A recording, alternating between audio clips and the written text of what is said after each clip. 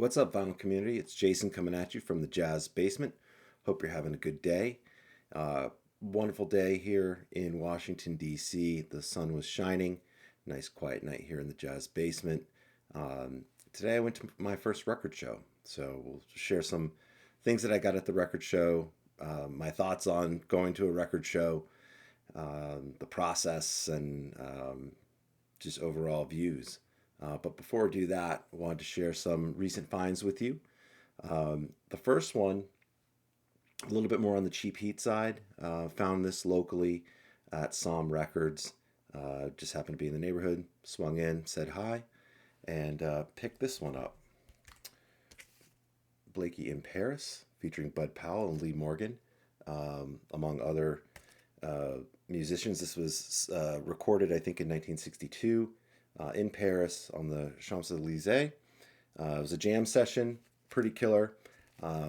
This is on Epic, which is a label I'm not that familiar with. It does say it's an imprint of CBS.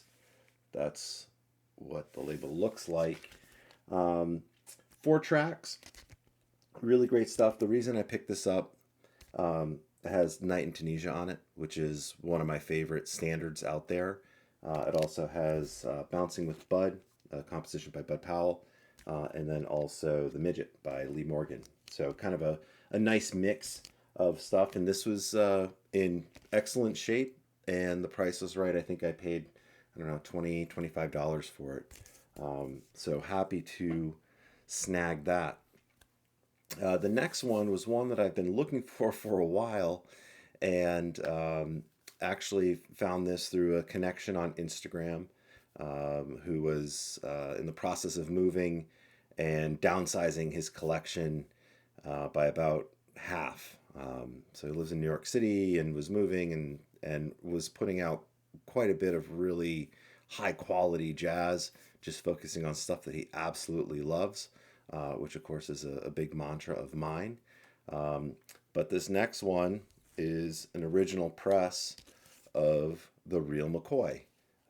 So obviously McCoy Tyner on the piano, Joe Henderson on the saxophone, Ron Carter on bass, Elvin Jones on the sticks. This is a great album. Probably his best output, McCoy Tyner, I think. As you can see, in really great shape. Comes on the Division of Liberty labels. So this, I think, came out in 1967.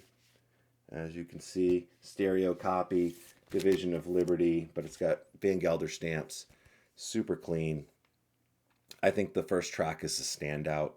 It's just really uplifting and really well done, but hard to put out a record given the supporting cast. This was recorded in 1967, so 2 years after he left the John Coltrane Quartet.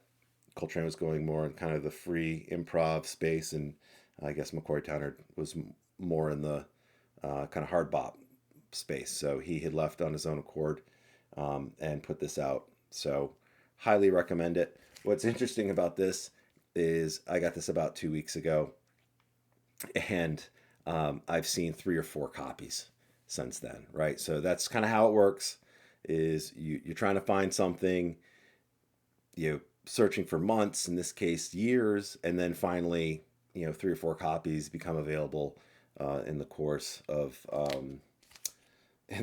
couple of weeks. But if that's not the situation for you, don't fret. This was released a couple of years ago on Blue Notes, through the Blue Note 80th anniversary series. So I think those are the maybe $25. Highly recommended.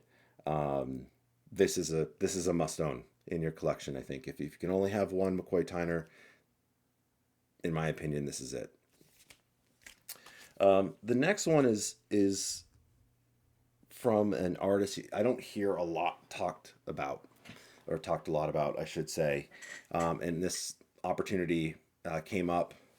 Actually, I saw this record probably a year and a half ago, and I passed on it at the time. I don't know why, but I did. But fortunately, through another contact in the Instagram community, had kind of posted this for sale, and I jumped on it. largely because of uh, an earlier record done by this artist, Sam Rivers, which is Fuchsia Swing Song, which I got locally, an original locally a couple of months ago, and it's highlighted in one of the videos. But this one in particular came after that, and it's Contours. So this is an original press. It's a monocopy, so Blue Note 4206, Sam Rivers, Freddie Hubbard, Herbie Hancock, Ron Carter, and Joe Chambers. So killer lineup here.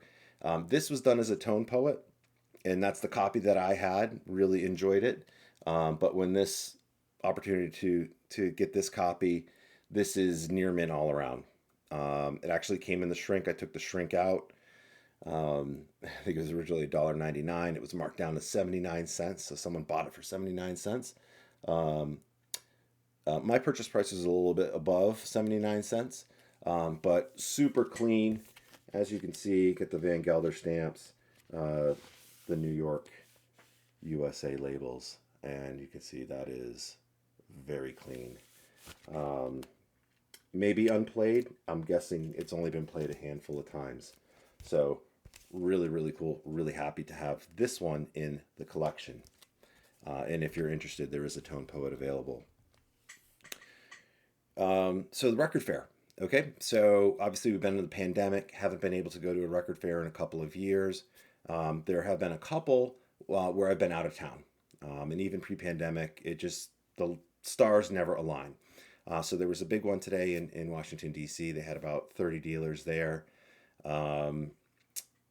Showed up early bird, $5 to get in. Regular admission at noon was $2. So I figured, given the type of music that I'm going for, better to get there early and get a crack at some of the heat.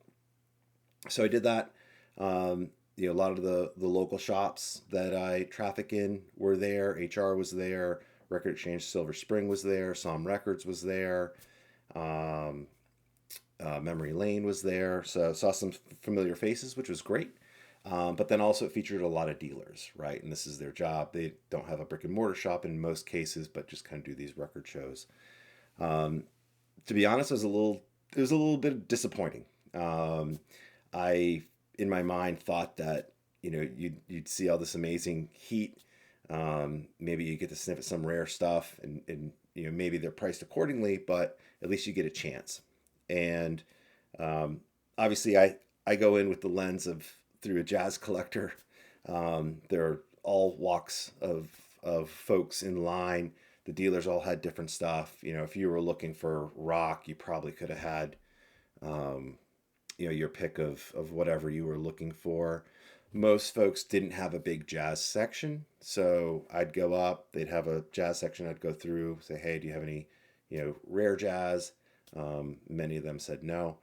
What was crazy was one of the guys, one of the dealers, recognized me. He goes, "Oh," he's like, "You're on YouTube. You're the Jazz Basement." I was, wow, I'm YouTube famous, right? So that was pretty crazy. And I said, "Well, what do you got? What do you got?" And he's like, "Oh, I don't have anything you're looking for, but I'm looking for a lot of stuff that you are." And I said, "Okay, great. I'll let you know." Kind of roamed around a little bit, found my way to HR of all places, had a table there, and they got a pretty interesting haul in the last day or two. And kind of was flipping through the stacks and found a copy of something that I had. But it looked a little bit cleaner. The cover was a little worse, but the Grox was a little bit cleaner.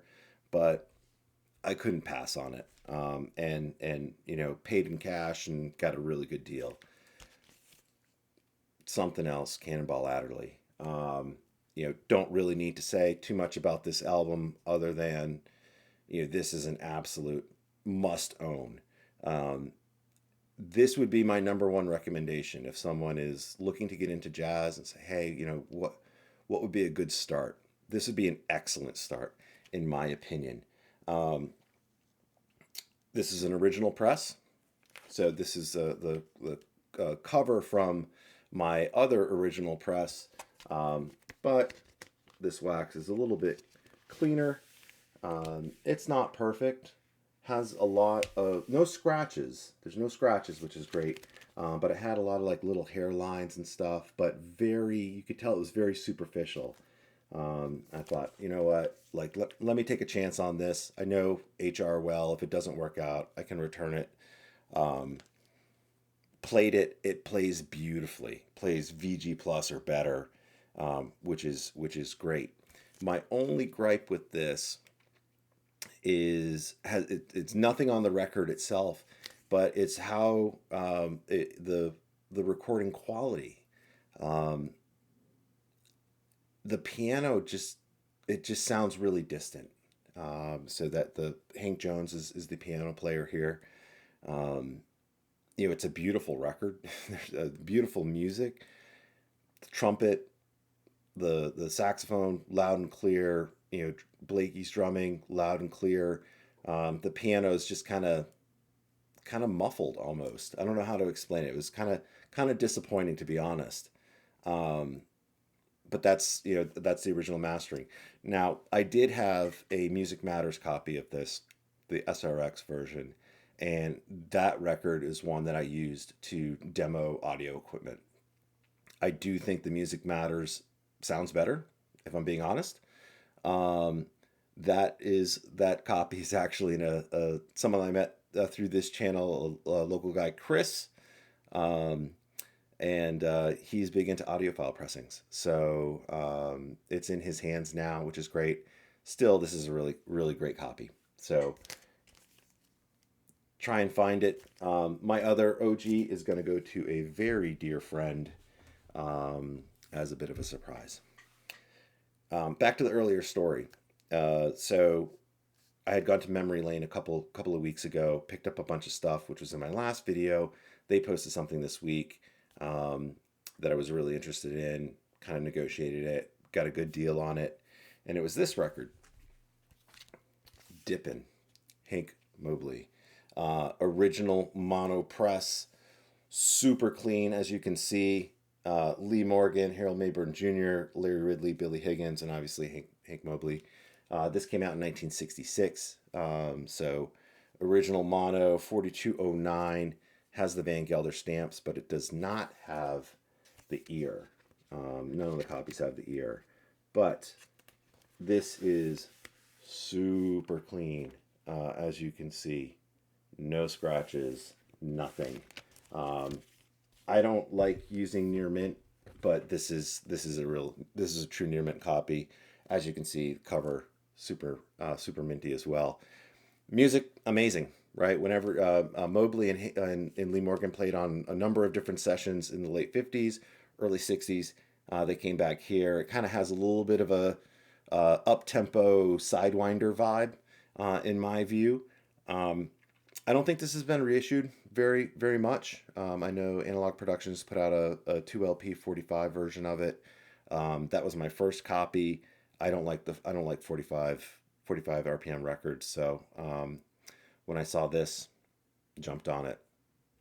But what was cool was Memory Lane's table was right next to the guy that recognized me earlier. And the other record that they got was a equally clean um, Dexter Gordon Swinging Affair original mono. Now I have an original stereo version of that that's super clean. So he offered it up to me. I passed. The guy who recognized me said, what was that?" So basically said, "Hey, you gotta talk to this guy." They worked out a deal, which is great. So I think his name is Bruce. Bruce, if you see this, congratulations on a Swinging Affair. I hope you become a subscriber. Um, but it's great to kind of help people, get stuff that they're looking for. But really happy about this one.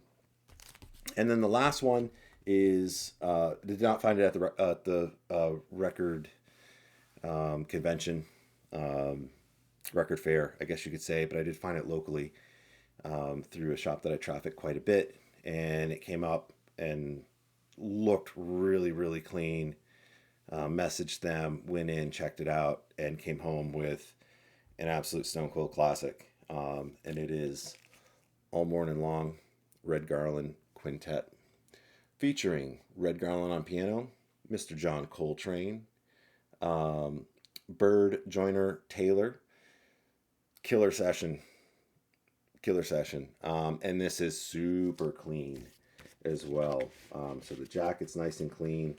This is on the Prestige Fireworks label, the West 50th Street, and you can see very nice copy. What I like about this one, this deserves a reissue.